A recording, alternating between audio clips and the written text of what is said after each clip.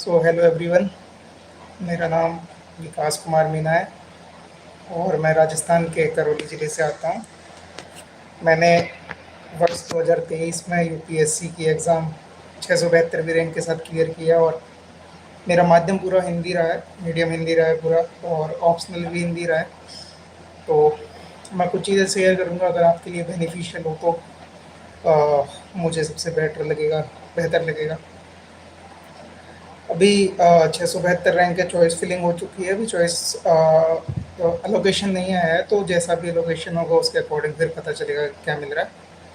Chances हैं कि Indian foreign service मिले, पर इन केस चलो मैं इंट्रोडक्शन मैंने दे ही दिया है कि मेरी ग्रेजुएशन एनआईटी दिल्ली से हुई है इलेक्ट्रिकल इंजीनियरिंग में। 2021 में मैं पास आउट हूँ और उसके बाद से मैंने यूपीएससी की प्रिपरेशन की है। अभी मेरी एज है 23 साल और सीरियस तौर पर देखा जाए तो ये मेरा पहला प्रयास था और उसी में 672वीं रैंक के साथ मेरा चयन हुआ है।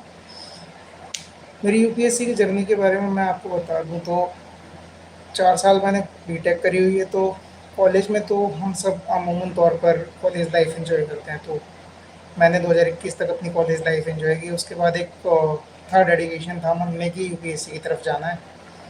तो फिर मुझे, क्योंकि मैं टेक्निकल बैकग्राउंड से हूँ, ह्यूमैनिटीज़ का मुझे कुछ आइडिया था नहीं, तो मेरे लिए लगा कि मुझे कोचिंग लेना ज़रूरी होगा। हिंदी मीडियम से मैं जुड़ा रहा हूँ, हिंदी से मैं जुड़ा रहा हूँ, मेरा बैकग्राउंड पूरा हिंदी का रहा हुआ है, तो इसीलिए मैंने Hindi as a medium language use किया। और उसके अलावा हिंदी लिटरेचर में, चूँकि मेरी हिंदी में रुचियाँ थी, जैसे मैं हिंदी में कविताएँ भी लिखता हूँ, शायरियाँ भी लिखता हूँ, और हिंदी क्लब का मैं जनरल सेक्रेटरी भी था अपने कॉलेज में। तो इसीलिए मेरे को Hindi as a optional choose करने का मौका मिला और मैंने उसको चूज़ किया। उसके बाद मैंने यहीं पे दिल्ली में मुखर्जी नगर में रह के तैयारी करी और उसके बाद अटेम्प्ट दिया। सीरियस तैयारी के बाद पहला अटेम्प्ट दिया और हो गया मेरा सिलेक्शन। मैं अपने सक्सेस का क्रेडिट अगर देना चाहूँ तो उसके लिए काफ़ी सारे लोग हैं। जैसे मेनली अगर मैं दूँ तो अपने माता पिता को दूंगा, क्योंकि उन्होंने ये मेरे को इस काबिल बनाया और इसके लिए प्रिपरेशन करने के लिए भेजा, क्योंकि अ, मुझे उससे पहले कोई आइडिया था ही नहीं। मेरे पिताजी का सपना था कि मैं सिविल्स की तरफ जाऊँ, मुझे सिविल्स के बारे में आइडिया था नहीं इतना ज़्यादा। साथ में मेरे दोस्त थे जो इस प्रिपरेशन के ड्यूरेशन में बने, उन सब का ग्रुप एक ऐसा बना कि उसमें से मोस्टली इस बार काफ़ी लोग सेलेक्ट भी हो गए और कुछ लोग बहुत बेहतर परफॉर्म कर रहे हैं। मे बी होपफुली अगली बार सेलेक्ट हो जाएंगे। तो वो सर्किल जो है वो बहुत अच्छा रहा। और साथ में मैं अपने टीचर्स को भी थोड़ा सा उसका क्रेडिट देना चाहूँगा, क्योंकि मेरे टीचर्स ने भी मेरे को टाइम टाइम में मोटिवेट करते रहे वो, और वो भरोसा दिखाते रहे मेरे पे कि भाई हाँ कर लोगे, तुम अच्छा करोगे, क्योंकि तुम बहुत अच्छे स्टूडेंट रहे हो। तो इसीलिए बाकी प्रीलिम्स के लिए सी सेट और जीएस की तैयारी, चूँकि मैंने कोचिंग करी थी यहाँ से मुखर्जी नगर हिंदी मीडियम से, जीएस का तो मोटा मोटी सिलेबस उधर से कवर हो गया था। साथ में कुछ टेस्ट सीरीज़ लगाई थी, अगर आप लगाना चाहें तो। जैसे फॉरम आईएएस की टेस्ट सीरीज़ लगाई थी मैंने, विजन आईएएस की टेस्ट सीरीज़ लगाई थी, और एक मेरी खुद की कोचिंग जो थी संस्कृति आईएएस, उसकी भी टेस्ट सीरीज़ लगाई थी।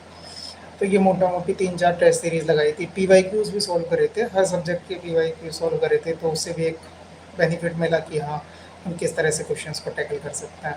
साथ में सी सेट का थोड़ा सा मेरा, चूँकि बैकग्राउंड मेरा टेक्निकल रहा हुआ है, मैं मैथ और रीजनिंग में अपने आप को इतना स्ट्रॉन्ग मानता हूँ कि मैं सीधा सी सेट का पेपर देने गया था। तो मैं एक अच्छा कैंडिडेट नहीं हो सकता सी सेट को, आप सी सेट की चीज़ें आपको बताने के लिए, क्योंकि मेरा चूँकि मैथ रीजनिंग स्ट्रॉन्ग था, जेई में दे के आया था, तो मुझे लगा कि मैं अच्छे से क्लियर कर सकता हूँ उसे। तो मेरा सी सेट उस तरीके से क्लियर हो गया। बाकी मेंस की अगर मैं बताऊँ आपको तो पूरा जैसे यहाँ पे मुखर्जी नगर में आप हिंदी मीडियम में आते हो तो आपको मेंटरशिप के ऑप्शंस मिल जाते हैं कई कोचिंग्स में, जैसे दृष्टि हुआ, संस्कृति हुआ। तो काफ़ी कोचिंग ऐसी होती है जो मेंटरशिप फ्री में प्रोवाइड करती है विदाउट एनी कॉस्ट। तो उससे क्या है कि थोड़ा सा एक समझ बैठ जाती है मोटा मोटी कि आप अच्छे से क्वेश्चंस को टैकल कर सकते हैं। पीवाई की उसको आप सॉल्व करते हैं वहाँ पे, आप डेली आंसर राइटिंग प्रैक्टिस करते हैं, आप पूरे फुल लेंथ जीएस के पेपर लिखते हैं, ऐसे के पेपर लिखते हैं। तो उनसे क्या है कि धीरे धीरे वो चीज़ों में निखार आता जाता है और 3 महीने के बाद आप अपने आप को इस पोजीशन पे पाते हैं कि आप you can easily like tackle the mains वाला पेपर। क्योंकि कोचिंग में जो टेस्ट सीरीज़ वगैरह लिखवाते हैं वो मेंस का पेपर जो आता है उससे कहीं न कहीं थोड़ा बहुत तो सिमिलैरिटी रखता हुआ दिखता है, तो उससे अपने को एक आसानी हो जाती है कि हम अच्छे से क्वेश्चन को टैकल कर पाएँ और अच्छे टाइमिंग में हम पूरा कर पाएँ उसे। ऑप्शनल के भी साथ यही सेम सीन है, क्योंकि ऑप्शनल जीएस का भी अगर ये करवाते हैं तो ऑप्शनल की टेस्ट सीरीज़ भी होती है, तो वो भी उस प्री के बाद वाले जो टाइम होता है मेन से पहले वाला, तो उसमें कवर करते हैं। तो मेरे साथ थोड़ा सा सीन ये था कि हिंदी साहित्य का चूँकि सिलेबस थोड़ा कम है बजाय एनी अदर ऑप्शनल, तो मुझे वो कवर करने में थोड़ी आसानी हुई, और एक लिमिटेड सिलेबस होने के साथ साथ एक अच्छी बात ये भी है कि वही क्वेश्चंस रिपीटेशन होता रहता है। आप देखते हैं तो क्वेश्चंस रिपीटेशन मिलता रहता है हिंदी लिटरेचर में, तो मेरे लिए बहुत ईज़ी हो गया था उस टास्क को पूरा करना। साथ में मैं चूँकि इंजीनियर रहा हुआ हूँ, तो मेरी माइंडसेट थोड़ा वैसे काम करता है कि स्मार्ट मूव करते-करते जो जिन टॉपिक्स पे क्वेश्चन ज़्यादा पूछे जा रहे हैं, उन टॉपिक्स को मैं बार-बार कवर करूँ और स्ट्रॉन्ग कर लूँ, ताकि उन पे से अगर क्वेश्चन पूछा जाए तो मेरा छूटे नहीं। बाकी जो टॉपिक्स पे क्वेश्चंस कम पूछे जा रहे हैं, नेग्लिजिबल पूछे जा रहे हैं, उनको थोड़ा-सा कम उन पर फ़ोकस कर सकते हैं, क्योंकि हो सकता है इन केस वो आगे पूछे ना जाएँ। तो ट्रेंड एनालिसिस करके अगर आप बना लो अपनी ऑप्शनल के लिए, अपने जीएस के लिए, और ऐसे ही उनको कवर करते चलो, और उन मेन टारगेट जो एरिया है, मेन फोकस एरिया, उन पर फोकस करो, तो ईज़ी हो जाता है उन चीज़ों को कवर करना।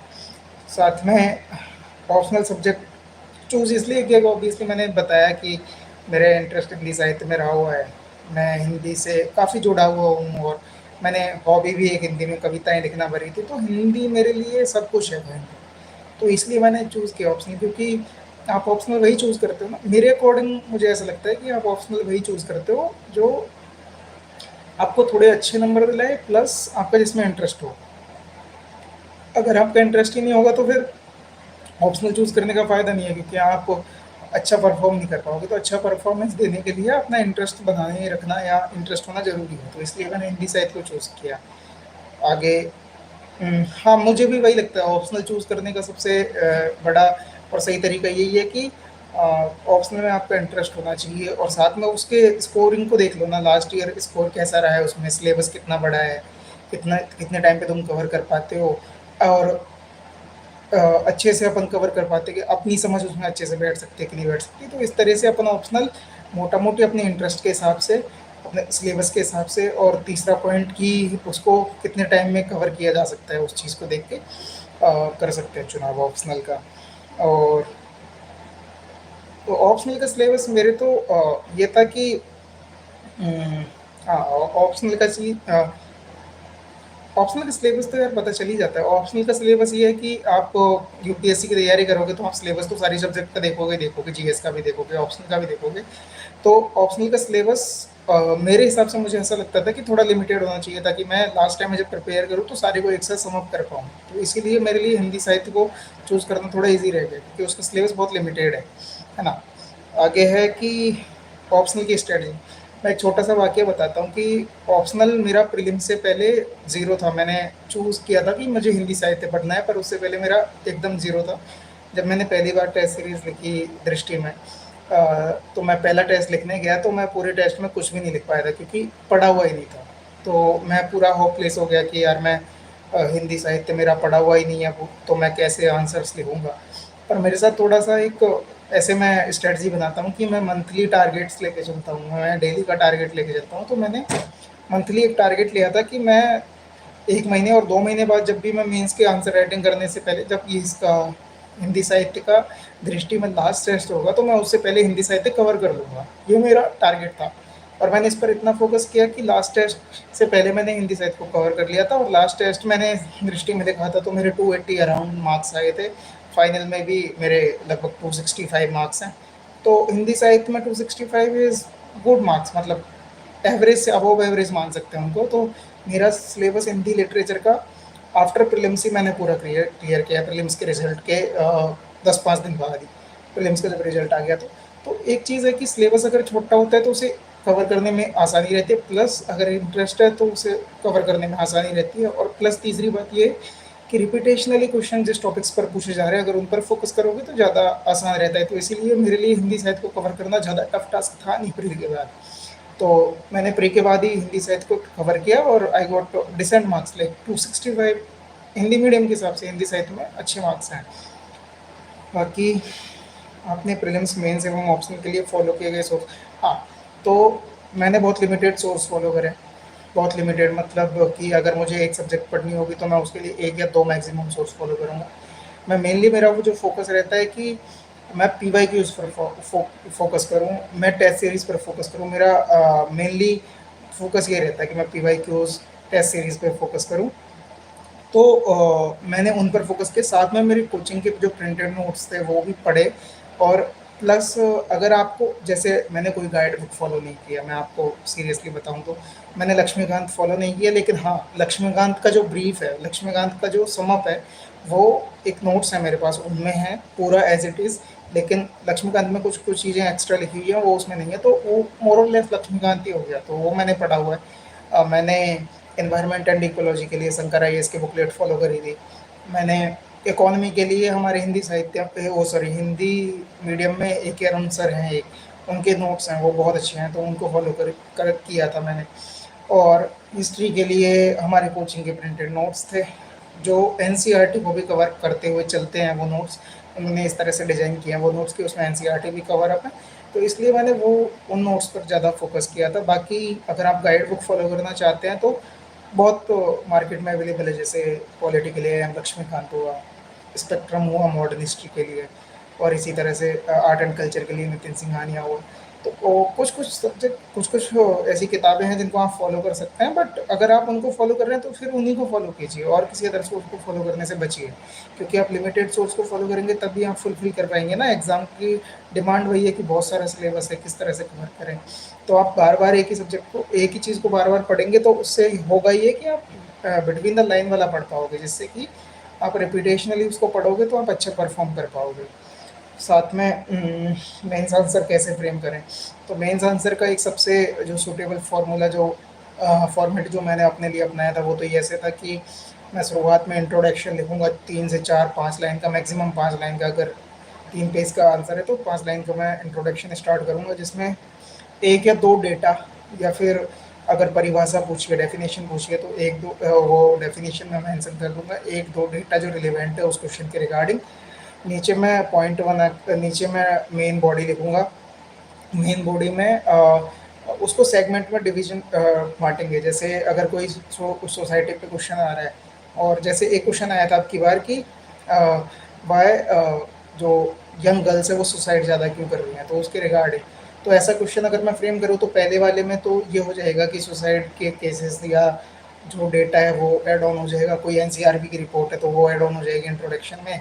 नीचे अगर मेन बॉडी की बात करें तो उसमें 3 4 5 सेगमेंट में डिवीजन हो जाएगा। जैसे पहला अगर माने तो आर्थिक कारण में 3 4 पॉइंट। सेकंड अगर माने कि सामाजिक कारण तो उसमें 3 4 बुलेट पॉइंट। फिर माने राजनीतिक कारण उसमें 3 4 बुलेट पॉइंट। चौथा अगर माने सांस्कृतिक कारण उसमें 3 4 बुलेट पॉइंट। पांचवा अगर माने तो धार्मिक कारण उसमें 3 4 बुलेट पॉइंट। तो ऐसे 4 5 सेगमेंट में उसको तोड़ना पड़ता है ताकि आप क्वेश्चन की डिमांड को फुलफिल कर पाओ, क्योंकि तुमसे अलग अलग सेगमेंट को कवर करवाने के लिए यूपीएससी डिमांड करता है, तो उसके अकॉर्डिंग आप आंसर लिखोगे तो आप अच्छे नंबर पा पाओगे। साथ में लास्ट में जब ये लिख दिया, मेंशन कर दिया, उसके बाद में निष्कर्ष अपन जब लिखते हैं, कंक्लूजन जब लिखते हैं, तो उसमें एक दो गवर्नमेंट की जो स्कीम्स वगैरह चल रही है वो, या रिलेवेंट क्या हो सकता है, आगे आगे क्या रिलेवेंट हो सकता है उस चीज़ के लिए, तो उसको मेंशन कर सकते हैं। तो ये बहुत यूनिक फॉर्मेट होता है। और इसके साथ साथ आप अगर फ्लो चार्ट, डायग्राम और ऐसी चीज़ें भी ऐड ऑन करेंगे तो आपके साथ एक तो टाइम कम कंज्यूम होगा, और दूसरी बात आपका आंसर बहुत अच्छा लगेगा, छोटे में बहुत सारा लिख पाओगे। जैसे बोलते हैं ना, गागर में सागर भरना, तो वो आप कर पाओगे। आगे है कि आपने आंसर राइटिंग प्रैक्टिस कैसे करी, तो आंसर राइटिंग प्रैक्टिस की बात ये है कि मैंने एक तो मेंटरशिप प्रोग्राम है, मैं बहुत छोटा रखूँगा इस चीज़ को, क्योंकि मैंने अपनी कोचिंग के साथ साथ डेली एक या दो आंसर्स लिखे हुए हैं। उसके बाद मैंने मेंटरशिप प्रोग्राम जब ज्वाइन किया था तो मैंने टेस्ट सीरीज लगाई हुई थी। तो अगर आप इतने लंबे समय तक आंसर राइटिंग कंटिन्यूसली करते हो तो मुझे लगता है कि आंसर राइटिंग पे आपकी पकड़ बन जाती है। मल्टी डायमेंशनल आंसर कैसे लिखें, मल्टी डायमेंशनल का मैंने बताया अभी आपको। जैसे आप उनको सेगमेंट में तोड़ सकते हो, 4 5 6 सेगमेंट्स में आप तोड़ सकते हो, और जितने ज़्यादा सेगमेंट में आप तोड़ेंगे और कवर करेंगे ना, उतना ही आपका आंसर वर्सेटाइल होगा, आपका आंसर बहुत अच्छा होगा और आप अन्य लोगों से आगे निकल पाओगे। तो इसलिए मेरा मेन फोकस यही रहता था कि मैं सेगमेंट्स में तोड़ूं, और सेगमेंट्स तोड़ने के बाद उनको बुलेट पॉइंट में लिखूं, बुलेट पॉइंट वाले फॉर्म में, तो उनसे ज़्यादा अच्छे से कवर कर पाएँगे। आंसर पॉइंट वाइज़ लिखें या फ्लो चार्ट डायग्राम निकालना चाहिए। पॉइंट वाइज़ भी लिख सकते हो, ऐड ऑन कर सकते हो फ्लो चार्ट और डायग्राम को, उसमें कोई दो राय है नहीं। तो अच्छी बात यही है कि सारे एस्पेक्ट कवर करते हुए चलो, और जिस तरह से आप रिप्रेज़ेंट करते हो, उस तरह से आप रिप्रेज़ेंट करो। थोड़ा-सा पैराग्राफ वाले फॉर्मेट से बचना चाहिए, क्योंकि उसमें एक तो टाइम ज़्यादा कंज़्यूम होता है, प्लस वो उतना अच्छा अट्रैक्टिव लगता भी नहीं है आंसर, तो इसीलिए अ, फ्लो चार्ट, डायग्राम वगैरह में आप आंसर लिख सकते हो, उससे आपका आंसर थोड़ा-सा अच्छा लगेगा। आंसर राइटिंग में पॉजिटिव अप्रोच कैसे रखें, वो तो आपको देखो धीरे-धीरे आप आंसर जब लिखोगे ना, तो आंसर जब लिखते जाओगे तो अपने आप ही सुधार आता जाएगा उसमें, और आपको पता चलता जाएगा जब आपको आंसर राइटिंग करोगे, तो उसके बाद आपको एक मेंटरशिप प्रोग्राम अगर आप जॉइन करोगे किसी कोचिंग का, या फिर आप पीवाईक्यूज़ लिखोगे, तो उसमें अगर आप मॉडल आंसर देखोगे, तब आपको पता चलेगा कि किस तरह से मैं सुधार कर सकता हूँ। तो उन्हें फॉलो करते रहिए बराबर तौर पर, तो आपको एक पता चल जाएगा कि किस तरह से अप्रोच रखनी है आंसर राइटिंग में। प्रीलिम्स, मेंस और इंटरव्यू में किसी क्वेश्चन का आंसर ना आए तो उसे कैसे आंसर करें?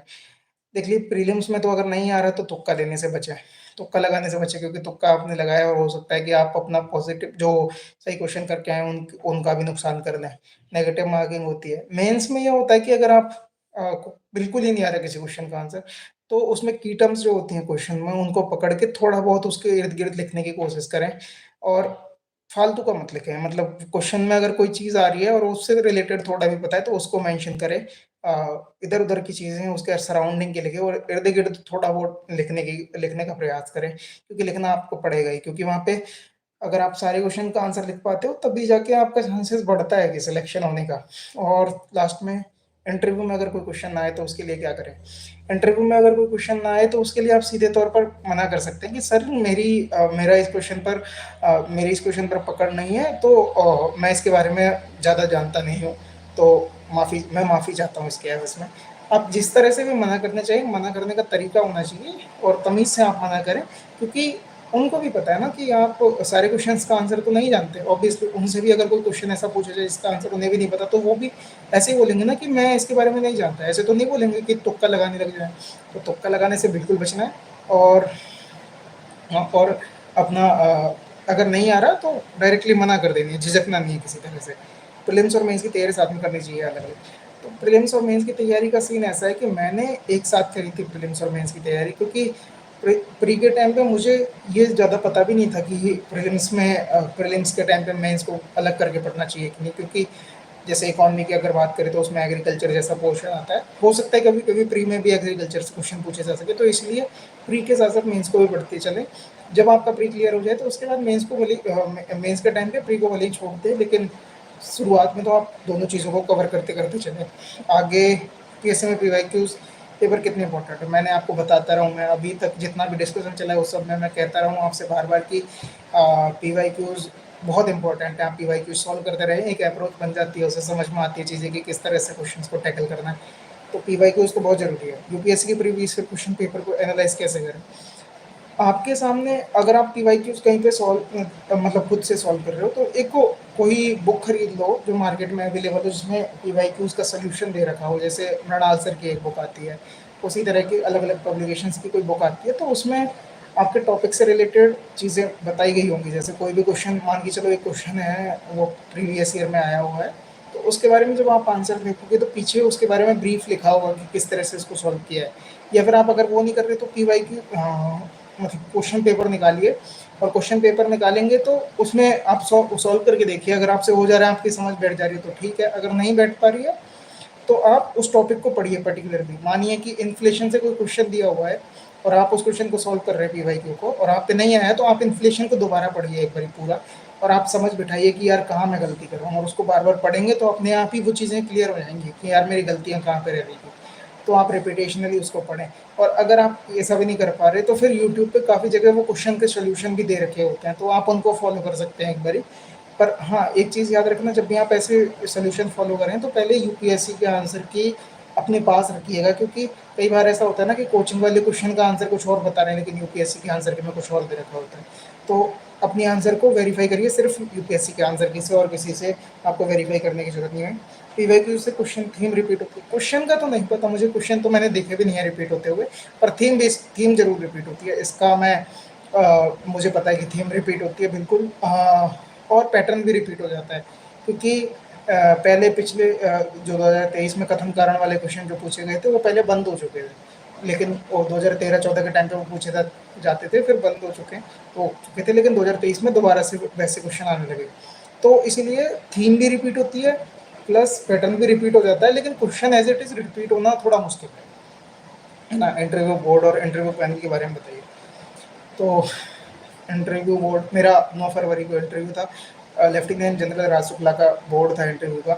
और पैनल जब मैं एंट्री लिया तो ऐसा 1% भी मुझे नहीं लगा कि हिंदी मीडियम और इंग्लिश मीडियम में डिस्क्रिमिनेशन होता है, क्योंकि पूरा मेरा इंटरव्यू इतना सटल चला और मेरे से क्वेश्चन पूछे गए मोस्टली ओपिनियन बेस्ड क्वेश्चन थे कि आपकी इंडियन टॉपिक्स पे क्या समझ है। जैसे मेरे से एक क्वेश्चन पूछा गया था कि सबरीमाला केस का जो वर्डिक्ट आया वो कैसा है, और मतलब आप इसके बारे में क्या सोचते हैं, SC ST सब कैटेगराइजेशन के बारे में आप क्या सोचते हैं, प्राइवेटाइजेशन ऑफ PSUs के बारे में क्या सोचते हैं। उनका आंसर मैंने हिंदी में दिया। एक उन्होंने मोनोलॉग दिया था, कोई कुछ तो उन्होंने बोला था, तो मेरे को वो चीज़ें समझ में नहीं आ रही थी, तो इसीलिए मैंने कहा कि सर क्या अगर आप इसको प्लीज़ हिंदी में रिपीट कर सकते हैं तो मेरे लिए बहुत अच्छा होगा, तो उन्होंने हिंदी में रिपीट किया। तो मुझे पूरा ऐसा माहौल लगा इंटरव्यू का, और इंटरव्यू पैनल में मुझे ऐसा लगा कि वो लोग मुझे सुनना चाहते हैं, है ना। और वो बहुत कॉर्डियल हैं, वो ज़बरदस्ती ग्रिल नहीं कर रहे, वो फंसा नहीं रहे आपको ना चाहते हुए भी ना।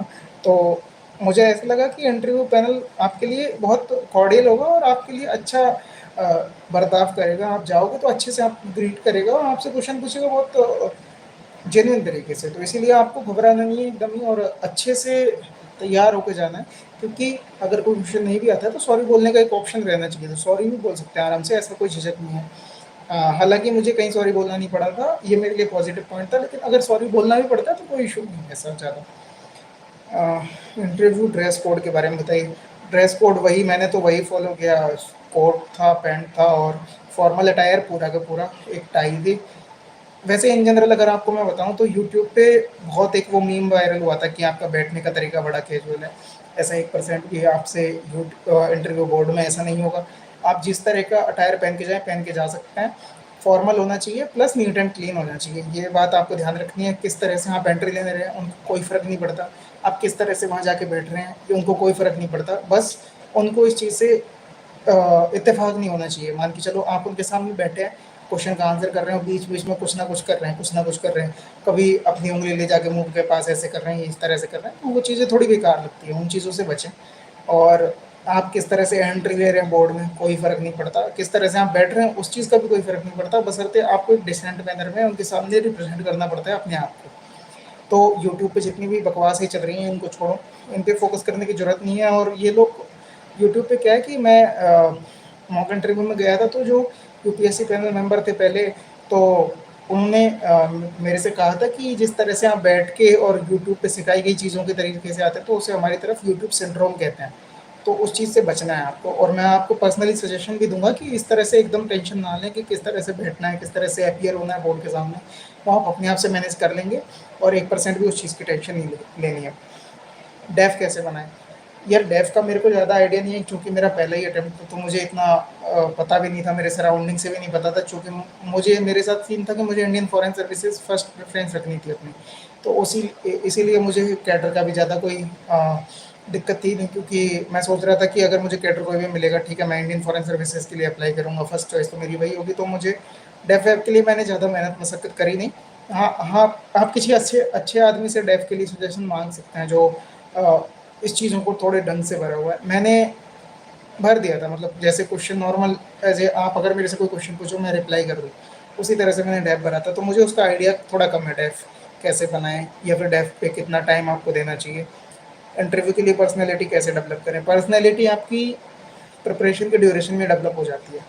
आप प्रीलिम्स दोगे, मेंस दोगे, तो इन बीच इतना आप लोगों से इंटरेक्ट करोगे और इतना इंटेलेक्चुअल बातें करोगे और अपने आप से पढ़ोगे चीज़ों को, तो अपने आप ही पर्सनैलिटी बन जाएगी। सॉरी। प्लस आप मॉक इंटरव्यू देने जाओगे तो वो धीरे धीरे निखार आता ही जाएगा। ऐसा नहीं है कि एक दिन में आप पर्सनैलिटी को बना सके, पर्सनैलिटी इंप्रूव होती है, बनती नहीं है एक दिन में 2 दिन में, इंप्रूव होती जाएगी धीरे धीरे। अपने आसपास के अच्छे लोगों से बात करें, आपके सराउंडिंग के लोगों को आप इंटरेक्ट करें, और जितना हो सके उतना अपनी बोली पर ध्यान दें। आप किस तरह से बात कर रहे हैं, किस तरह से रिप्रेजेंट कर रहे हैं अपने आप को, तो ये ज़्यादा ज़रूरी है। आप धीरे-धीरे एक-एक स्टेप भी लोगे तो वो आपकी पर्सनैलिटी डेवलपमेंट में बहुत तो अहम रोल प्ले करेगा, मुझे ऐसा लगता है। आपके इंटरव्यू एक्सपीरियंस के बारे में बताइए। मैं बता चुका हूँ ऑलरेडी इंटरव्यू एक्सपीरियंस के बारे में, क्योंकि बोर्ड मुझे बहुत कॉर्डियल लगा था और मुझे लगा कि वो मेरा आंसर सुनना चाह रहे हैं। तो मैं जब बाहर निकला बोर्ड से तो मैंने कहा था कि मैं 180 प्लस मेरे मार्क्स आने चाहिए, अगर उससे कम आते हैं तो नाइंसाफ़ी होगी। I got decent 185 marks in interview, तो मुझे लगता है कि वो ओवरऑल सम अप अच्छा था। आपको इंटरव्यू में क्वेश्चन किस तरह से पूछे गए, मैंने क्वेश्चंस के बारे में भी बता दिया आपको। उसके अलावा भी एक दो क्वेश्चन अपने डेव से पूछे गए थे, जैसे हॉबी, अगर आप, हाँ डेव का मैं कुछ बता दूं, अगर हॉबी आप लिखे तो हॉबी वही भरिए जिसमें आपका इंटरेस्ट हो, आपको जो सच में करना पसंद हो। ऐसे नहीं कि सुन के कुछ भी भर दिया। तो हॉबी आप जो भी भरें उसके बारे में ऐसा भरें जो आपको इंटरेस्ट हो सच में, जिसके बारे में पढ़ना अच्छा लगता हो, जिसके बारे में जो करना अच्छा लगता हो बेसिकली। चूँकि मैंने हॉबी भरी थी हिंदी में कविताएँ लिखना, तो मेरा पहला इंटरव्यू में मैं जैसे ही एंट्री मैंने करी तो मेरे से पहला क्वेश्चन ही इंटरव्यू में यही पूछा गया था कि आपको हिंदी में कविताएँ लिखना पसंद है, तो आप ये बताइए कि रामधारी सिंह दिनकर को राष्ट्रकवि क्यों कहा जाता है? तो इंट्रोडक्शन आपसे शुरुआत में स्टार्ट करें ऐसा ज़रूरी नहीं है, मेरे से नहीं किया गया था इंट्रोडक्शन स्टार्ट, मेरे से सीधा ही मेरी हॉबी पे क्वेश्चन आया। तो ऐसा हो सकता है कि आप हॉबी वही भरें जो आपका सच में इंटरेस्ट हो। और दूसरी बात ये है कि हॉबी के अलावा मेरे से एक क्वेश्चन ये भी पूछा गया था कि आप जहाँ से बिलोंग करते हैं वो तो पुरानी सिटी है, उस सिटी को किस तरह से मेन स्ट्रीम में लाया जा सकता है।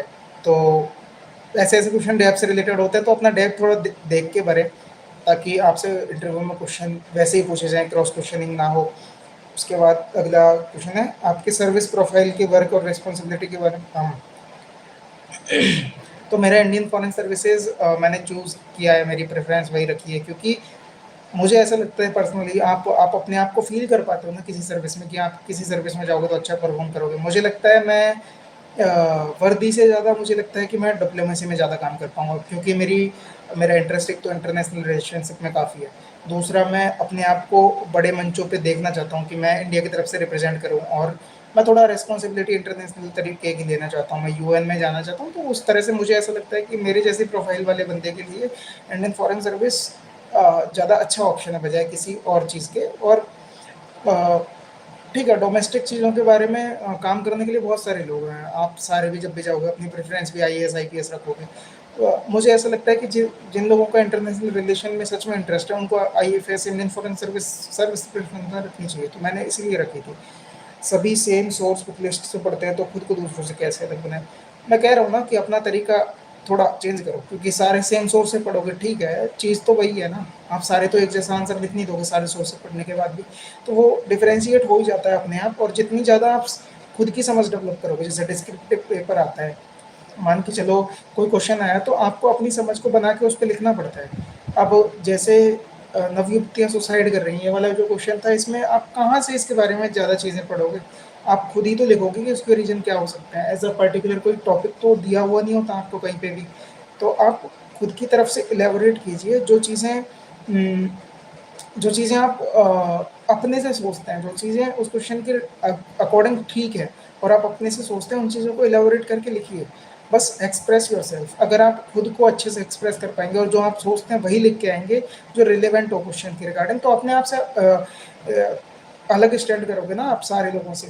और कम से कम सारे लोगों से नहीं तो इतने लोगों से तो करोगे कि एटलीस्ट आप लिस्टेड हो जाओ।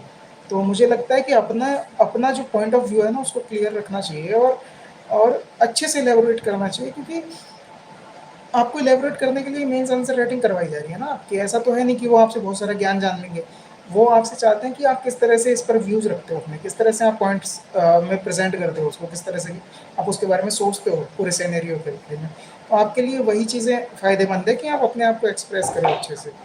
अ उसके बाद यदि आपको फिर से यूपीएससी देने का मौका मिले तो आप क्या नहीं करना चाहोगे?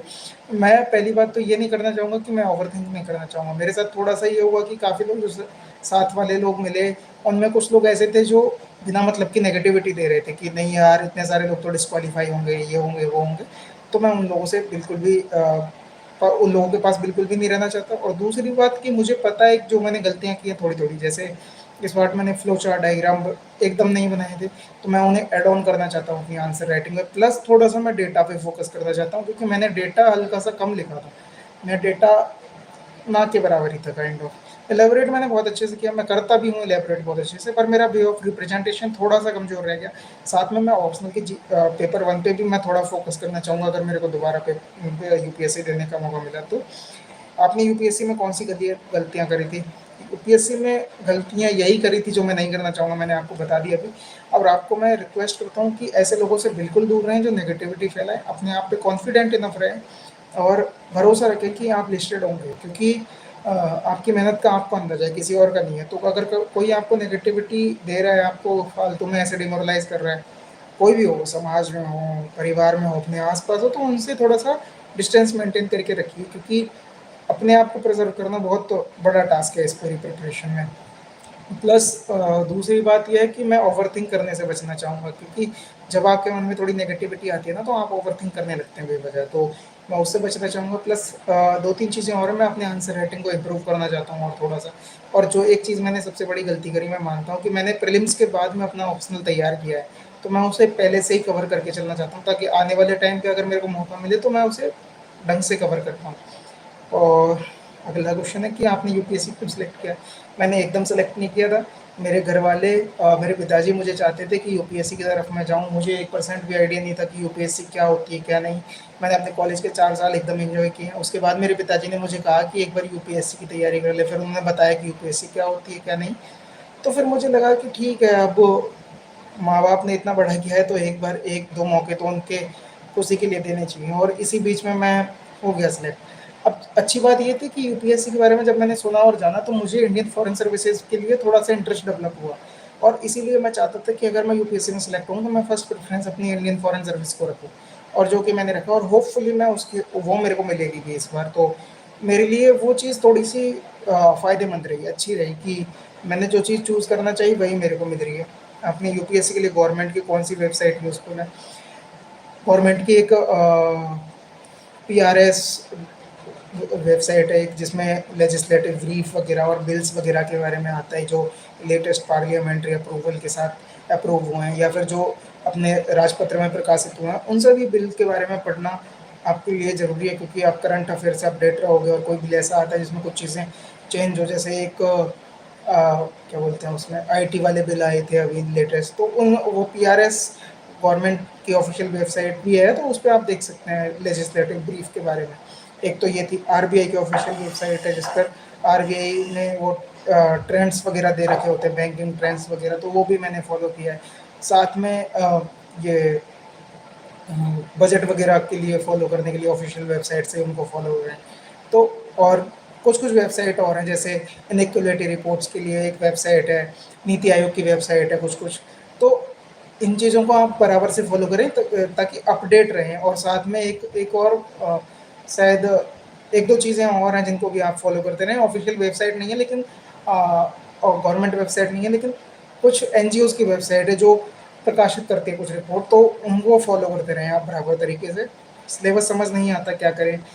अ, आप किसी चीज़ के बारे में पढ़ोगे, उस उसको वो मेंशन है अगर आपके सिलेबस में, उसके बारे में पढ़ोगे तो आपको समझ में आएगा ही आएगा। अगर नहीं आएगा तो आप यूट्यूब से उसके बारे में थोड़ा-सा ब्रीफ देख लें, या फिर आपके साथ में जो तैयारी कर रहा है उनसे एक बारी समझ लें वो। क्योंकि सराउंडिंग को तो किसी तरह से यूटिलाइज़ करना पड़ेगा ना आपको। ऐसा तो है नहीं कि आप अकेले ही दौड़ में निकल पड़े। तो किसी ना किसी से तो हेल्प लेनी पड़ेगी। तो अपने सराउंडिंग को ऐसा रखें जो जो थोड़ा-सा आपके लिए हेल्पफुल हो।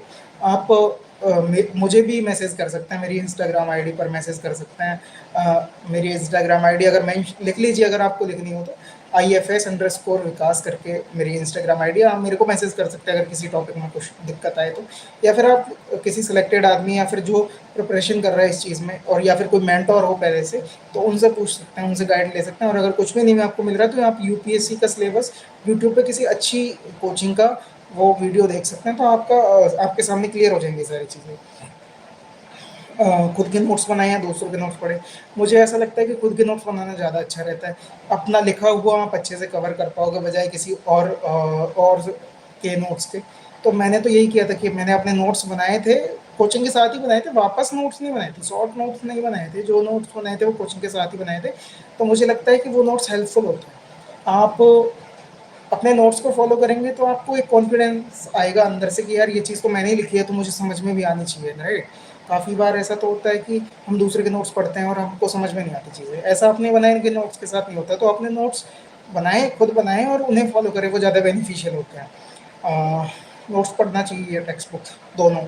टेक्स्ट बुक अपनी जगह पे काम करते हैं, नोट्स अपनी जगह पे काम करते हैं। काफ़ी बार ऐसा होता है कि टेक्स्ट बुक में कोई टॉपिक ऐसा दे रखा हो जो अपने को अच्छे से समझ में नहीं आए, वो अपन नोट्स से क्लियर कर सकते हैं क्योंकि नोट्स तो अपन भी बनाए, राइट। और नोट्स में क्या होता है कि शॉर्ट में उसे मेंशन किया जा सकता है, जैसे नोट्स खुद के बनाए हुए हैं तो छोटे छोटे तरीके से भी, मतलब छोटे फॉर्मेट में भी उन्हें लिखा जा सकता है। तो इसलिए नोट्स को फॉलो करते रहना ज़्यादा ज़रूरी है। साथ में टेक्स्ट बुक में कुछ कुछ ऐसे जो टॉपिक्स होते हैं जो नोट्स में नहीं लिखे हुए, उन्हें टेक्स्ट बुक से फॉलो कर सकते हैं। तो ये पूरा क्या है, मतलब ये कॉम्प्लीमेंट्री है दोनों एक दूसरे के। अगर आप टेक्स्ट बुक पढ़ रहे हैं तो नोट्स भी पढ़ते रहें, अच्छी बात है। क्योंकि अच्छी चीज़ों को फॉलो करने में कोई दो राय नहीं है। नोट्स कैसे बनाएं, ये तो सबका इंडिविजुअल तरीका होता है नोट्स बनाने का, तो इस पर तो मैं ज़्यादा कुछ बोलूँगा भी नहीं, क्योंकि जिसको जैसे सही लगता है वैसे बना सकता है नोट्स। तो मुझे ऐसा लगता है कि पर्टिकुलर जो मेन मेन पॉइंट है उनको आप लिख लें, मेंशन कर लें, और उसमें नीचे एक दो पॉइंट के बारे में थोड़ा थोड़ा लिख लें, तो आप जब भी उन्हें वापस से पढ़ेंगे तो आप खुद से उन्हें रिकॉल कर पाएंगे। वैल्यू एडिशन कैसे करें, आप आंसर राइटिंग करते रहोगे, धीरे धीरे आपको चीज़ों के बारे में पता चलेगा, आप धीरे धीरे उसे अच्छा करते रहोगे, आंसर राइटिंग को भी इम्प्रूव करते रहोगे। साथ में करंट अफेयर्स को भी फॉलो करते रहें, मैं जैसे मैंने द हिंदू फॉलो किया था। तो आप अगर current affair daily daily daily follow करोगे तो किसी टॉपिक से रिलेटेड कोई भी न्यूज़ आ रही है तो उसको ऐड ऑन करते चलें। कोई अगर आप PYQs देखोगे उससे रिलेटेड कुछ और उस टॉपिक में ऐड कर सकते हैं तो उसको ऐड ऑन करते चलें। तो इस तरह से वैल्यू एडिशन होता जाएगा। यूपीएससी में एनसीईआरटी कितनी इंपॉर्टेंट है, वेरी इंपॉर्टेंट है। यूपीएससी के लिए स्टार्ट करते हो तैयारी तो एनसीईआरटी के बारे में बोला जाता है कि यूपी एनसीईआरटी मतलब एनसीईआरटी तो आपको पढ़ना जरूरी है। अब किसी को कोई तैयारी करता है तो उससे पहले सबसे पहले क्या बोलते हैं अपन कि भाई एनसीईआरटी तूने कवर कर ली कि नहीं करी। मेरे लिए अच्छी बात ये हुई कि मैंने जो कोचिंग करी थी उसमें एनसीईआरटी कवर करके नोट्स बनाए हुए थे, तो एनसीईआरटी उनमें इंक्लूडेड थी ऑलरेडी, तो मेरे लिए वो बेनिफिशियल रहा। एनसीईआरटी कैसे पढ़ें, पढ़ने का तरीका तो देखो, शुरुआत में ये है कि अगर एनसीईआरटी पढ़ रहे हो तो एक बेसिक समझ के लिए एनसीईआरटी पढ़ो, ये नहीं कि रटते जा रहे हो। बेसिक समझ डेवलप करने के लिए एनसीईआरटी से बेहतर सोर्स कोई है नहीं, तो इसलिए एनसीईआरटी को आप समझ विकसित करने के तौर पर पढ़ें। और कुछ कुछ एनसीईआरटी तो ऐसी है जो आपको गाइड बुक से भी अच्छा बताएंगी। जैसे एनसीईआरटी ज्योग्राफी की अगर बात करें तो ज्योग्राफी के एनसीईआरटी के अलावा आपको कोई और चीज़ पढ़ने की जरूरत नहीं पड़ेगी। तो इसी तरह से आप एनसीईआरटी को पढ़ते रहे और एक समझ विकसित करने के लिए एनसीईआरटी पढ़ते रहे। एनसीईआरटी न्यू पढ़ें या ओल्ड, मेरा मानना यह है कि एनसीईआरटी ओल्ड वाली पढ़ना ज़्यादा जरूरी है, ज़्यादा अच्छी अच्छा रहेगा आपके लिए। और साथ में करंट अफेयर भी पढ़ते चलें ताकि कुछ चीज़ें जो नई एड ऑन हो रही है वो सारी जुड़ जाएँ आपके साथ में। यूपीएससी की तैयारी कब से स्टार्ट करनी चाहिए, जब आपको अंदर से फील है कि यूपीएससी की तैयारी स्टार्ट करने के लिए मैं अपने आप को एलिजिबल मानता हूँ, तब से आप स्टार्ट करें। ऐसा नहीं है किसी के प्रेशर में आके तैयारी ना करें। जैसे मुझे लगा कि मैं अब अपने आप को इतना टाइम दे पाऊंगा कि मैं यूपीएससी की तैयारी कर सकूं, तो मैंने कॉलेज के बाद करी, क्योंकि कॉलेज के टाइम पे हम अलग अलग चीज़ें होती है ना, अलग अलग टास्क होते हैं जिनके चलते आप टाइम नहीं दे पाते इस प्रिपरेशन को। तो मैंने वो कॉलेज पास आउट होने के बाद अपनी प्रिपरेशन को स्टार्ट किया, क्योंकि मैं उसी टाइम पे सारा फोकस यूपीएससी पे कर पाता। मुझे ऐसा लगता है कि आप जब तक यूपीएससी पे फोकस नहीं कर पाओगे ना, पूरी एग्जाम पे फोकस नहीं कर पाओगे, तो फिर टाइम तो तैयारी करना फालतू है। मतलब आप अच्छे से टाइम नहीं दे पाओगे तो तैयारी करना बेकार है। तो इसलिए अपने आप को देखो, और जब आपको लगे कि हाँ यार मैं अच्छे से अब टाइम देने के लिए, मेरे पास इनफ टाइम है यूपीएससी की तैयारी के लिए, तो मुझे स्टार्ट कर देना चाहिए। तो ऐसे ही करना चाहिए। आपने यूपीएससी की तैयारी की शुरुआत कैसे करी और कब करी? मैंने बताया आपको यूपीएससी की तैयारी की शुरुआत तो मैंने, मेरे पिताजी ने मुझे बोला था कि एक बारी अटैम्प्ट दे के देख लेना। 2021 से मैंने लास्ट दिसंबर 2021 या मोटा मोटी यूँ कहें तो फरवरी 2022 से मैंने प्रिपरेशन स्टार्ट करी। उसके बाद मैं 1 डेढ़ साल प्रिपरेशन में दिया, उसके बाद एग्ज़ाम दिया और उसी के फ्लो में मैं निकल गया। तो मेरी जर्नी पूरी 2 और 2.5 ईयर्स की रही हुई है मोटा मोटी अगर देखा जाए तो आपको जब लगे, अंदर से फील आए और आपके पास टाइम हो, तब आपको यूपीएससी की प्रिपरेशन स्टार्ट करनी चाहिए बेसिकली। और दूसरी बात ये है कि अपने दिमाग को उसको नहीं चढ़ने देना है ना, एज ए एग्ज़ाम लेना उसको कि एग्ज़ाम है नॉर्मल, अपने को एग्ज़ाम दे के क्लियर करना है और अच्छे से अपने को अटैम्प्ट देना है, ताकि अपन को खुद के ऊपर रिग्रेट ना रहे। तो ऐसा मैंने किया और उसका तो परिणाम ये हुआ कि मैं सक्सेसफुल हूँ आज। एक क्वेश्चन ये कि यूपीएससी तैयारी करने के लिए कितने ईयर्स का करंट अफेयर पढ़ना चाहिए? लेटेस्ट मतलब जैसे इस बार वाला प्री अगर हो जाएगा तो दोबारा जो 2025 में प्री आने वाला है उसके लिए इसके प्री के बाद वाला करंट अफेयर पढ़ना चालू कर दो। खाली तो बैठे हो, तैयारी कर रहे हो तो पढ़ना चालू कर दो ना। एक ये है कि करंट अफेयर पढ़ना सिर्फ इसलिए ज़रूरी नहीं होता कि आपको चीज़ें याद रहनी चाहिए। करंट अफेयर पढ़ना इसलिए भी ज़रूरी है कि आपको आदत लग जाए चीज़ों की। जैसे आप अगर न्यूज़पेपर पढ़ना चालू करोगे, अगर आज से आपने न्यूज़पेपर पढ़ना चालू करा तो आपको न्यूज़पेपर की आदत हो जाएगी, चीज़ों को आप समझेंगे और बार-बार क्या होता है कि एडिटोरियल रिपीटेशन में आते हैं, तो उनसे आपकी समझ विकसित हो पाएगी और आप अच्छे से उनको टैकल कर पाओगे जो क्वेश्चन आएँगे। तो इसीलिए करंट अफेयर हमेशा ये नहीं होता कि सिर्फ आपको नॉलेज देगा। करंट अफेयर इसलिए भी होता है कि आप रिपिटेशनली उस चीज़ को पढ़ते जाएँ और दूसरी आदत हो जाए उस चीज़ की। तो अच्छी चीज़ों की आदत तो वैसे भी सही बात है तो आप करंट अफेयर को पढ़ सकते हो। इस बार के प्री के बाद आप जून में प्री हो जाएगा तो जुलाई से आप पहले 1 जुलाई से आप करंट अफेयर पढ़ना चालू कर दीजिए 2025 की तैयारी के लिए। यूपीएससी में न्यूज़पेपर कितने इंपॉर्टेंट है? यूपीएससी में न्यूज़पेपर बहुत इंपॉर्टेंट है, मुझे ऐसा लगता है क्योंकि मैंने द हिंदू को बराबर तरीके से फॉलो किया है और मैं वही बता सकता हूँ जो मैंने फील किया है। द हिंदू न्यूज़पेपर फॉलो करना मेरे लिए बहुत बेनिफिशियल रहा है, मैंने कंटिन्यूअसली फॉलो किया। अगर आप इंग्लिश मीडियम में हैं तो द हिंदू या इंडियन एक्सप्रेस फॉलो कर सकते हैं और अगर आप हिंदी मीडियम में हैं तो इन दोनों को फॉलो करने की कोशिश कीजिए। अगर इन केस इनको फॉलो नहीं कर पा रहे हैं तो दैनिक जागरण को आप फॉलो कर सकते हैं। अ, उसके बाद है न्यूज़पेपर से इंपॉर्टेंट टॉपिक्स कैसे निकालें, वो आप टाइम टू टाइम सीख जाओगे। जैसे आप इस प्रिपरेशन में जाओगे तो आपको पता चल जाएगा कि पॉलिटिक्स वाले टॉपिक्स छोड़ देने एकदम, पढ़ना ही नहीं है उन पे। लोकल न्यूज़ जो है उनको छोड़ देना है, सिटी वाली जो न्यूज़ है डेली वाली की, उन्हें छोड़ देना है। और जो आपके सिलेबस से रिलेटेड है, जैसे कैग से रिलेटेड कोई आर्टिकल आ गया, साइंस एंड टेक से रिलेटेड कोई आर्टिकल आ गया और इलेक्शन कमीशन ऑफ इंडिया से रिलेटेड कोई आर्टिकल आ गया और मणिपुर वगैरह से रिलेटेड कोई आर्टिकल आ गया, तो उन उन चीज़ों पे फोकस करना है। वो तो आप समझ जाओगे टाइम टू टाइम प्रिपरेशन करने के साथ-साथ। आपको कौन-कौन से न्यूज़पेपर को फॉलो किया बताया मैंने। मैंने द हिंद न्यूज़पेपर को फॉलो किया है बराबर तरीके से। यूपीएससी मैगज़ीन कितनी इंपॉर्टेंट है, मैंने मैगज़ीन नहीं पढ़ी थी, टू बी वेरी फ्रैंक मैंने मैगज़ीन नहीं पढ़ी थी। लास्ट में जाके मैंने विज़न 365 पढ़ी थी पीटी और मेंस के लिए। मेरे लिए वो थोड़ी बहुत हेल्पफुल रही है क्योंकि मैंने न्यूज़पेपर पढ़े हैं तो मेरे लिए वो रिपीटेशन ही है। तो एक बार अगर आपके सामने आप चीज़ें पढ़ी हुई है और दोबारा वो चीज़ें रिपीट हो जाती है तो आपके लिए बेनिफिशियल है क्योंकि आप अच्छे से उनको कवर कर पाओगे ना। तो इसीलिए मुझे लगता है कि न्यूज़पेपर के साथ-साथ अगर आप मैगज़ीन फ़ॉलो कर रहे हो तो वेल एंड गुड है, अगर नहीं कर रहे तो प्री और मेंस का टाइम पे आप एक बारी कर लीजिए तो आपको ज़्यादा फ़ायदेमंद रहेगा। अम, यूपीएससी में कोचिंग कितनी इम्पोर्टेंट है? To be very frank technical student होने की वजह से मुझे कोचिंग करनी पड़ी क्योंकि ह्यूमैनिटीज़ का मुझे एचपी नहीं पता था। अगर आप बेसिकली ह्यूमैनिटीज़ बैकग्राउंड से आ रहे हो या फिर आप टेक्निकल से भी आ रहे हो, तो अगर आप कोचिंग नहीं करना चाहते, सेल्फ स्टडी करना चाहते हो और आपको लगता है कि आप सेल्फ स्टडी कर लोगे, तो मैं कहता हूँ कि आप जाइए सेल्फ स्टडी के लिए। कोचिंग कोई ज़रूरी नहीं है। कोचिंग एक समझ विकसित करती है, अगर आप उतने कैपेबल हैं कि समझ खुद ब खुद विकसित कर सकें अपने आप में, तो कोचिंग उतनी ज़रूरी नहीं है, बिल्कुल ज़रूरी नहीं है। मैं आपको टू बी वेरी फ्रैंक बता दे रहा हूँ। मैं ऐसा नहीं है कि यहाँ पे कोई कोचिंग-वोचिंग का प्रचार करने के लिए बैठा हूँ, बट अगर आप कोचिंग नहीं करना चाहते, बिल्कुल ना करिए। आप अपने से अगर चीज़ों को कवर कर पाते हैं, तो उससे बढ़िया बात तो कोई होगी नहीं क्योंकि आपको सेल्फ स्टडी के लिए बहुत सारा टाइम मिल जाएगा। यूपीएससी में टेस्ट सीरीज़ कितनी इंपॉर्टेंट होती है? टेस्ट सीरीज़ मैंने बताया आपको टेस्ट सीरीज़ बहुत इंपॉर्टेंट होती है। मैं एक चीज़ बोल दूँ, मैं क्वेश्चन को एकदम सेशन के लास्ट में ले लूँगा, तो आप प्लीज़ चिंता ना करें उस चीज़ की। मैं क्वेश्चन का रिप्लाई कर दूँगा बाद में। तो टेस्ट सीरीज़ बहुत ज़रूरी होती है, पीवाईक्यूज़ भी बहुत ज़रूरी होते हैं और टेस्ट सीरीज़ आप जितना लगाओगे ना, उससे आपको पता चलेगा कि यार मेरी गलतियाँ कहाँ रह रही है, मुझे कहाँ फ़ोकस करना चाहिए, इसलिए टेस्ट सीरीज़ आपको बहुत ज़रूरी है। यूपीएससी में टेस्ट सीरीज़ कितनी इंपॉर्टेंट है बता दिया मैंने आपको। टेस्ट सीरीज़ कब से जॉइन करें? मार्केट में टेस्ट सीरीज़ जब से अवेलेबल हो और आप किसी सब्जेक्ट को जब कवर कर लें, आप टेस्ट सीरीज़ मार्केट से उठा लीजिए। जैसे विज़न की टेस्ट सीरीज़ मैंने पर्टिकुलरली विज़न कोचिंग में जाके जॉइन नहीं करी थी, मैंने विज़न की टेस्ट सीरीज़ मार्केट से ले ली। अब जैसे मैंने पॉलिटी पढ़ी, मेरा पॉलिटी का सिलेबस कंप्लीट हो गया, तो मैं पॉलिटी की टेस्ट सीरीज़ लगा लूँगा विज़न वाली जो मेरे पास रखी हुई। उनसे क्या है, एक दो चीज़ होती है, एक आप आपके रूम पे बैठ के लगाओगे तो फ्री माइंड से लगाओगे, टेंशन नहीं होगी और दूसरी बात आप सिलेबस कवर करने के बाद लगाओगे तो आपको कॉन्फिडेंस और आएगा कि यार अब मैं अच्छे से कर सकता हूँ क्वेश्चंस को सॉल्व। और आप उसके बाद जब लगाओगे, आप आंसर मैच करोगे, आपके जितने भी नंबर है डज़न्ट मैटर, आप दोबारा से उस चीज़ को फॉलो करोगे, देखोगे यार मेरी गलतियाँ कहाँ रही है, तो तुरंत के तुरंत पॉलिटी पढ़ने के बाद पॉलिटी के सारे क्वेश्चंस को आप निस्तारण कर पाओगे, सारे क्वेश्चंस को आप अच्छे से टैकल कर पाओगे और आप पढ़ पाओगे उनके बारे में मेरी गलतियाँ कहाँ रहीं। तो उन चीज़ों को देखने के लिए आपको इस तरह से फॉलो करना चाहिए, मुझे ऐसा लगता है। आपने डेली कितने घंटे पढ़ाई? मैं घंटों पे बिलीव नहीं करता ऐसे करके कि कितने घंटे पढ़ाई करनी चाहिए, कितने नहीं। मेरा मन होता है जब मैं पढ़ने वाला होता हूँ, तो मैं जब पढ़ता हूँ, जब मेरा मन करता है तो मैं पढ़ता हूँ फिर।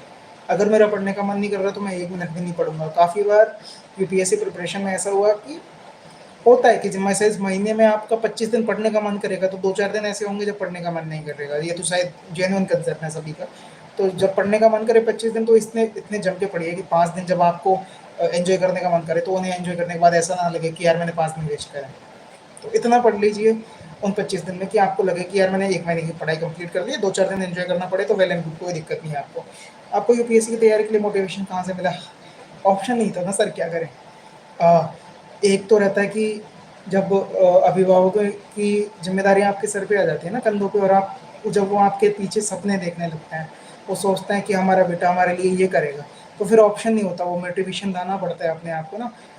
और दूसरी बात ये है कि जब आपके पास अपने आप को एक बेटर जगह रिप्रेजेंट करने के लिए इससे बेहतर कोई ऑप्शन नहीं होता ना, तो आपको लगे रहना पड़ता है, अपने जी जान झोंक के लगे रहना पड़ता है, और मुझे लगता है कि वही मोटिवेशन होता है।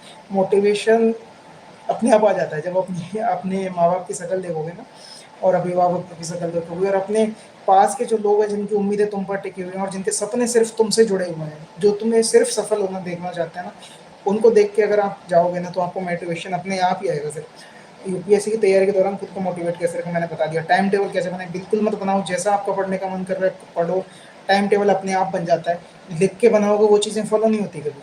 आप पढ़ रहे हो इसका मतलब पढ़ रहे हो, राइट? आपको पढ़ने का मन नहीं किया, आप ना पढ़ो, क्योंकि बिना मतलब में सारे दिन कॉपी किताब खोल के बैठने से सिलेक्शन नहीं होगा। आप अच्छे से पढ़ रहे हो, आप टाइम दे रहे हो किसी चीज़ के पीछे, और अच्छे से आपको लग रहा है कि यार मैं अच्छा कर रहा हूँ, तभी आप अच्छा कर पाओगे, राइट?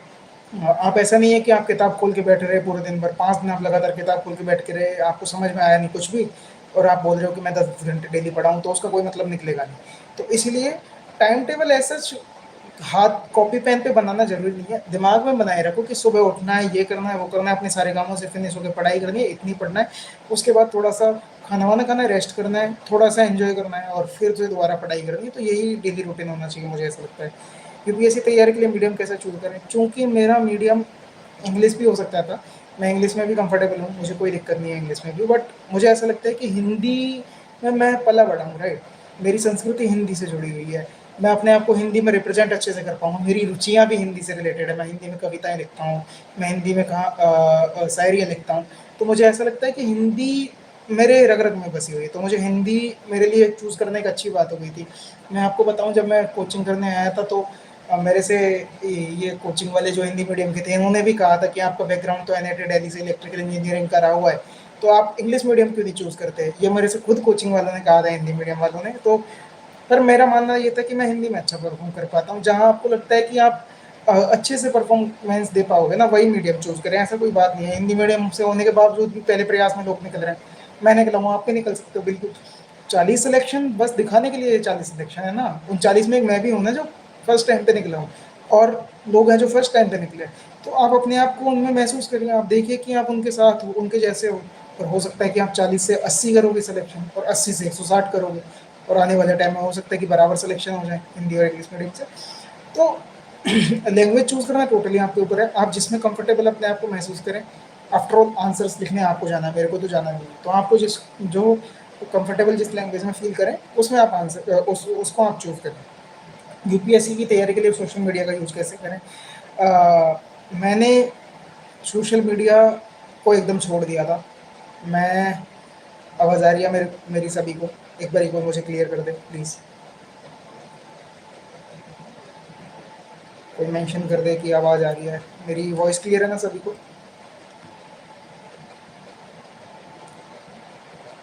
हाँ, चलिए, तो सोशल मीडिया वाला क्वेश्चन था। तो सोशल मीडिया का साथ मेरे साथ सीन ऐसा था कि मैंने सोशल मीडिया को टोटली मैं डिस्कनेक्ट हो गया था। बस मैंने व्हाट्सएप यूज़ किया था, जो भी किसी ग्रुप है या फिर न्यूज़पेपर वाला ग्रुप है, तो उससे रिलेटेड इन्फॉर्मेशन पाने के लिए मैंने सोशल मीडिया का यूज़ किया था। तो ऐसा ज़रूरी नहीं है कि आप सोशल मीडिया से हट के रहो। सोशल मीडिया को यूज़ कर सकते हो, बाकायदा बराबर तरीके से कर सकते हो, पर उतना नहीं कि आपकी आदत बन जाए, राइट? आप सोशल मीडिया पे अच्छी चीज़ों को फॉलो कर सकते हो। आजकल तो मैंने देखा है कि शॉर्ट्स भी ऐसे आने लगे हैं, जो जिनमें यूपीएससी क्वेश्चंस को डिस्कस किया जा रहा है, तो हम उन चीज़ों को फॉलो कर सकते हो। और ये नहीं कि हमेशा यूपीएससी में ही घुसे रहना है, कभी थोड़े बहुत एंजॉयमेंट के लिए 5-10 मिनट, 15 मिनट टाइम मिले तो यूज़ कर सकते हो सोशल मीडिया को। आदत ना बनाओ, आदत बनाना बहुत मुश्किल बेकार बात है। आपके सिलेक्शन पर नेगेटिव इम्पैक्ट डालेगी, या जो आप आदत बनाओगे ना सोशल मीडिया को, तो प्लीज़ थोड़ा बच के रहें, लिमिटेड तरीके से यूज़ करें सोशल मीडिया को। ऐसी कोई बात नहीं है, यूपीएससी की तैयारी ऑनलाइन करनी चाहिए तो या ऑफलाइन, टोटली आपके ऊपर डिपेंड करता है, माइंडसेट के ऊपर डिपेंड करता है। अगर आपको ऑफलाइन क्लासेस करने में मजा आ रहा है तो ऑफलाइन करिए, ऑनलाइन करने में मजा आ रहा है तो ऑनलाइन करिए। यूपीएससी की तैयारी के लिए डेली जाना बिल्कुल ज़रूरी नहीं है। काफ़ी लोग हैं जो घर पे रह के तैयारी कर सकते हैं। बस ये हो जाता है कि अगर आप डेली जाते हो तो आपको एक माहौल वैसा देखने को मिलता है, क्योंकि सारे लोग तैयारी उसी चीज़ की कर रहे होते हैं। तो इसलिए एक चीज़ पॉजिटिव जो होती है वो ये होती है कि यार इनमें से हमको अलग होना है ना, एक इस भीड़ में से हमको अलग होना है और अच्छे से स्टैंड आउट करना है कि हम यहाँ से निकल पाएँ सिलेक्शन लेके। और दूसरी चीज़ नेगेटिवली भी इम्पैक्ट डाल सकते हैं कि यार इतने सारे लोग हैं, इनमें से हम अपने आप को अलग कैसे कर पाएँगे। तो ये दोनों चीज़ें हैं। जब तक आप अपने सामने कॉम्पिटिशन नहीं देखोगे ना, तो मुझे लगता है कि आप जब तक अपने सामने कॉम्पिटिशन नहीं देखोगे तो मुझे लगता है कि थोड़ा-सा एक शोबो रहेगा माइंड में कि यार क्या करूँ, क्या नहीं करूँ? मेरे को सराउंडिंग में दिख रहा है कि मैं सबसे अच्छा कर रहा हूँ कि नहीं कर रहा हूँ, तो वो माहौल एक मुझे लगता है कि थोड़ा ज़रूरी होता है। अगर आप नहीं भी जा रहे तो ऐसी कोई बात नहीं है, आप घर पे रह के भी तैयारी कर सकते हैं, निकाल सकते हैं आराम से, काफ़ी लोगों ने निकाला है। तो ये डिपेंड करता है, पर साइकोलॉजिकली अगर देखा जाए तो माहौल आपको वैसा मिल रहा है ना आपके जैसे तैयारी करने वाले लोगों का, आपसे अच्छे-अच्छे लोगों का, आपसे ब्रिलियंट लोगों का, और ऐसे लोगों का जो आपसे ज़्यादा प्रीज़ दिए हुए हैं, मेंस दिए हुए हैं, इंटरव्यू दिए हुए हैं, और जो सेलेक्टेड है और दोबारा एग्ज़ाम देने की तैयारी कर रहे हैं, ऐसे लोगों को देखोगे ना तो एक मोटिवेशन आता है अंदर से। इसलिए दिल्ली जा सकते हो अगर जाना चाहो तो, नहीं जाना चाहो तो टोटली आपके ऊपर डिपेंड करता है। मैप्स समझ में नहीं आ रहा है क्या करें? मैप्स के लिए क्लासेस होती हैं, और जो करंट में लोकेशंस रह रही है ना उसके लिए आप कोचिंग की एक प्लेलिस्ट आती है, जैसे दृष्टि की आती है मैप्स इन न्यूज़, या लोकेशन इन न्यूज़, ऐसी संस्कृति का भी आता है। तो इसीलिए उन चीज़ों को आप फॉलो कर सकते हैं बराबर तौर पर। वो प्लेलिस्ट जो होती है उसको फॉलो करिए, और साथ में मैप को ऐसे समझिए ना कि यार आप सोचिए कि शुरुआत में आप ट्रैवल कर रहे हैं किसी किसी जगह पे, और आप उसके कॉन्टिनेंट से होते हुए जा रहे हैं। तो ऐसे करके अगर आप देखोगे, आप उस नदियों से होकर, जैसे आप नॉर्थ अमेरिका की नदियों की बात करें, तो आप अपने आप को देखिए कि यार उन नदियों से होते हुए आप जा रहे हो, आप फील करिए उन चीज़ को, तो आपको मैप को रिविजन करने में आसानी होगी। और मैप की सीरीज़ तो शायद यूट्यूब पे भी अवेलेबल है शायद, सुदर्शन गुर्जर सर ने भी करवाई होगी, अगर आपको पता हो, अनअकैडमी पे, तो उनको फॉलो कर सकते हो। प्लस जो ज़्यादा फोकस करने वाले एरियाज़ हैं वो हैं करंट में जो लोकेशंस रह रही हैं ना, उनको आप फोकस करें, वो ज़्यादा बेनिफिशियल है। तो इसलिए उनको भी फोकस करते रहिए। दृष्टि, संस्कृति, विजन, वज्रमंड रवि, जो भी यूट्यूब प्लेटफॉर्म कोचिंग कोचिंग के जो ऑनलाइन प्लेटफॉर्म मिल रहे हैं उनको फॉलो करते रहिए, और उन पे अगर मैप्स वगैरह दे रखे तो उनको बराबर तरीके से फॉलो करते चाहिए। एक क्वेश्चन है कि प्लान बी रखना चाहिए या नहीं। अगर तो आपका प्लान ए के लिए इतने गट्स इतने स्ट्रॉन्ग है ना, गट फीलिंग अंदर से इतनी स्ट्रॉन्ग है कि यार मैं पहला प्लान सक्सेसफुल होऊंगा पहले प्लान में, तो आप पहला प्लान रखिए। पहले प्लान बी के लिए मत जाइए बिल्कुल भी। और अगर आप जरा से भी डामाडोल हैं कि यार पहला प्लान होगा कि ये नहीं होगा सक्सेसफुल, तो प्लान बी रख लीजिए। पर मेरा मानना ये है कि अगर आप प्लान बी रखेंगे ना, तो कहीं प्लान बी आपका प्लान ए ना बन जाए, क्योंकि कई बार हम अनसक्सेसफुल होते हैं तो हम एक ईजी रास्ते की तरफ जाने लगते हैं। तो इसलिए प्लान बी तब तक मत रखिए, मेरा मानना तो ये जब तक मत रखिए जब तक आप पर्टिकुलरली प्लान ए से हार ना जाए। आप कोशिश करिए लगातार, और अपने आप को इतना काबिल बनाइए कि प्लान ए को ही आप अचीव कर पाएँ। मेरा कोई प्लान बी नहीं था। मैं सोचता अगर 3-4 बारी मेरा सिलेक्शन नहीं होता कि प्लान बी मेरा होना चाहिए। लेकिन प्लान बी तभी रखो जब आप अंदर से प्लान ए के लिए हार चुके हो। अगर नहीं आ रहे हो तो लगातार मेहनत जारी रखो, और कंटिन्यूअसली उस चीज़ को फॉलो करो, है ना? रिवीजन कैसे करें? सबसे बढ़िया क्वेश्चन है, रिवीजन कैसे करें? मेरे साथ एक सीन है कि मैं बहुत लिमिटेड सोर्स फॉलो करता हूँ। मैं मंथली प्लान बनाता हूँ। जैसे मैंने 1 महीने का प्लान बनाया कि मैं 1 महीने में ज्योग्राफी कंप्लीट करूँगा। ज्योग्राफी के मैंने नोट्स पढ़े और मेरे पास एक मटेरियल है, उसको मैंने फॉलो किया। अगर मैंने वो 10 दिन में कवर कर दिया, तो फिर बचे हुए 20 दिन में मैं फिर से ज्योग्राफी पढ़ूँगा, करंट अफेयर पढ़ूँगा, पीवाईक्यू पढ़ूँगा और ज्योग्राफी के नोट्स को फिर से रिवीजन करूँगा। तो ऐसे-ऐसे करते टाइम आपके पास कम से कम 12-14 महीने रहते हैं तैयारी के लिए।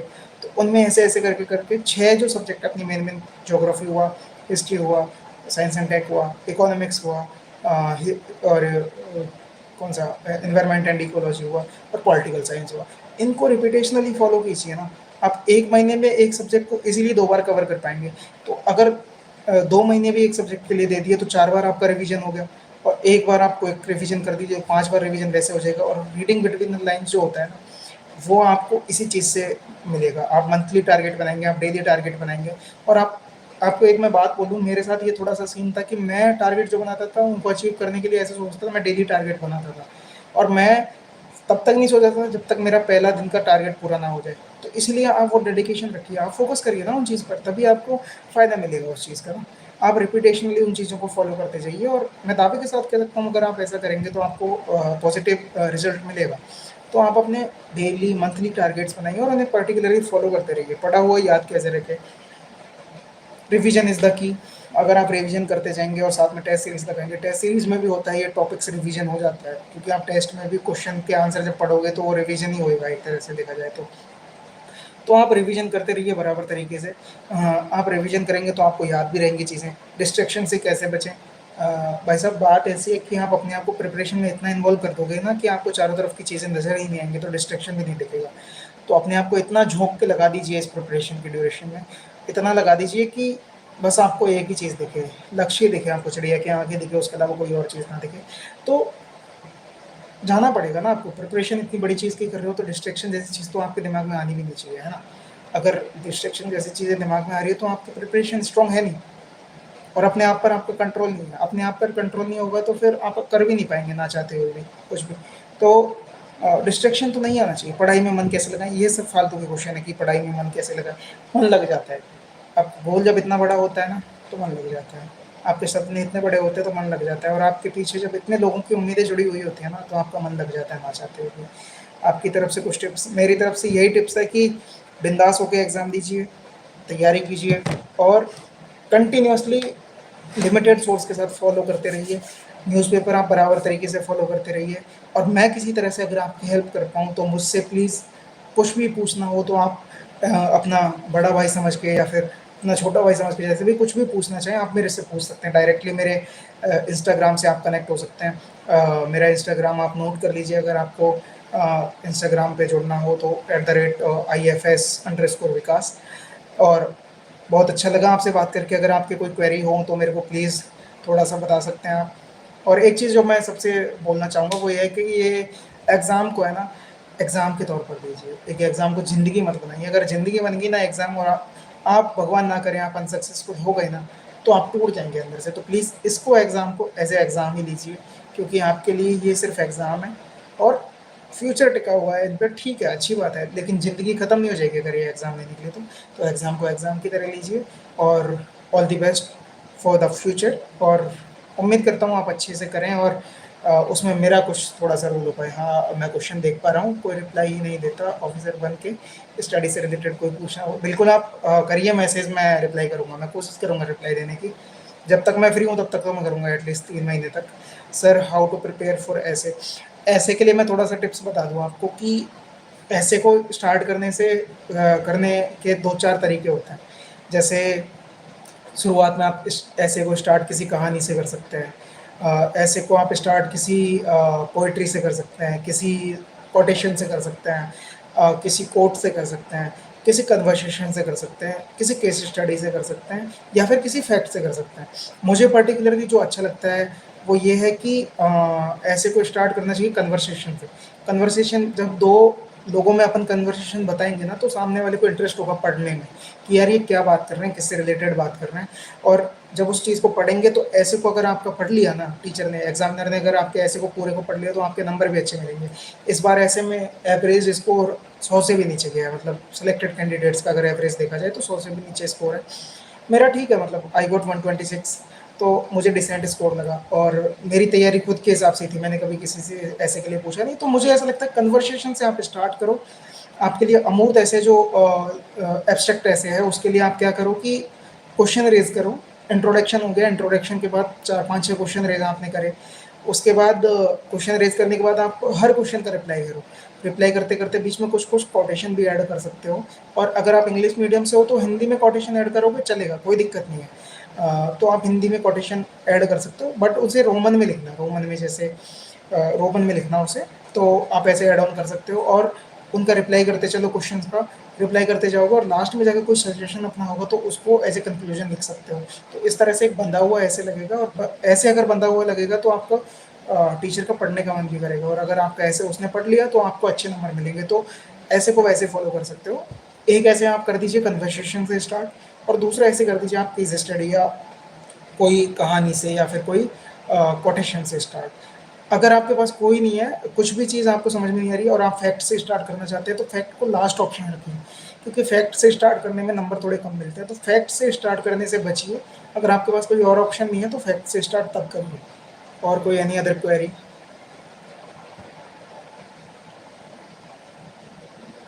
सर एस फॉर ऐसे विच बुक यू फॉलो, मैंने कोई बुक फॉलो नहीं करी थी, बस मैंने एक यूट्यूब पे चैनल है, एक सर हैं कोई जिनके 161 मार्क्स आए हुए हैं ऐसे में, तो उनकी एक यही वीडियो देखी थी कि किस तरह से ऐसे का फॉर्मेट बनाया जा सकता है, और मैंने बस वही एक सिंगल वीडियो देख के अपना ऐसे लिखना स्टार्ट किया है।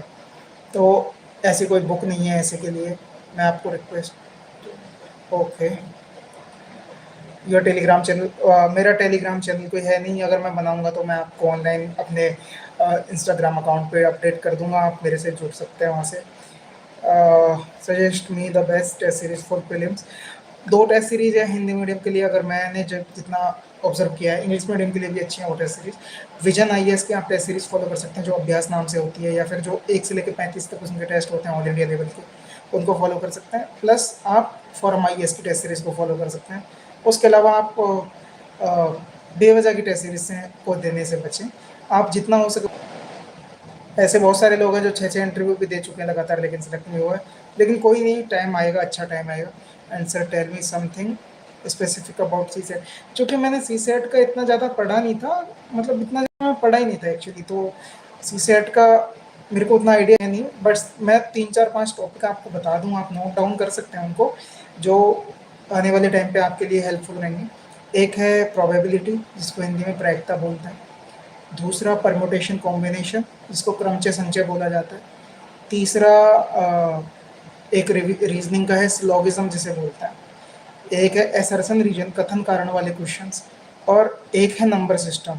ये 5 टॉपिक, एक एनर्जी वर्क टाइम एनर्जी वाला भी फॉलो कर सकते हैं।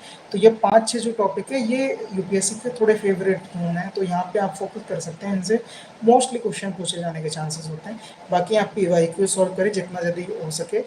इन टॉपिक्स को आप जीरो से लेके, बेसिक से लेके कैट लेवल तक का पढ़ें, जिससे फ़ायदा हो गया आपके लिए थोड़ा सा। और any other query? Sir please share your revision strategy. Revision के मैंने बताया आपको कि बार बार उसी चीज़ को रिपीट करते रहिए। जैसे आप जो सोर्स पढ़े ना, आप 2 सोर्स पढ़ रहे हैं किसी सब्जेक्ट के लिए, तो उन्हीं 2 सोर्स को आप बार बार रिपीट करते रहिए। जैसे 1 महीने का टारगेट बना के आप 1 महीने में उन्हीं 3-4 बार रिवीजन कर लीजिए। और ऐसा नहीं है कि आपको एक बार 10 दिन लगे तो दूसरी बार भी 10 दिन लगेंगे। हो सकता है आपको पहली बार में फर्स्ट टाइम रिवीजन करने में 10 दिन लगे हों, दूसरी बार आपको 5 ही लगे, तो वो फ़ायदा और होगा। साथ में पीवाईक्यूज़ करिए और साथ में करंट अफेयर को ऐड ऑन करते रहिए, जिससे कि आपका फ़ायदा हो पाए। तो ऐसे रिवीजन को आप फॉलो कर, ऐसे ही रिवीजन आप करते रहिए, और मुझे उम्मीद है कि आप अच्छा कर पाएंगे। Any other query?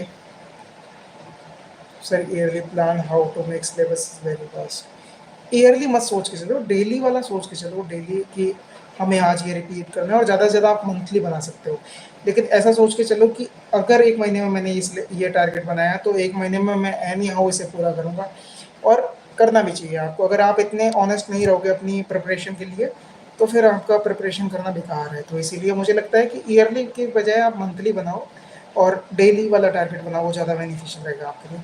So thank you everyone, बहुत अच्छा लगा आप सभी के सामने आज जुड़ के इस प्लेटफॉर्म के माध्यम से। और थैंक यू यूपीएससी